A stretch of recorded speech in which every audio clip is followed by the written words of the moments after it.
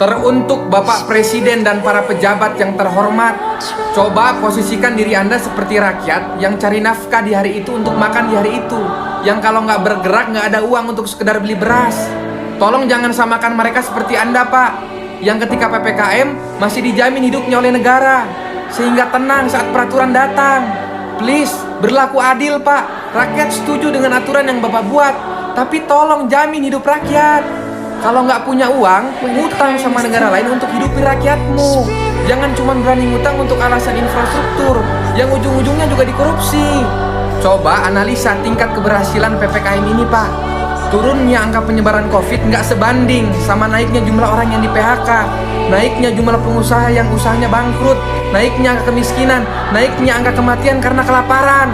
Solusinya apa? Lockdown total dan jamin hidup rakyat. Jangan bunuh rakyat secara perlahan, Pak.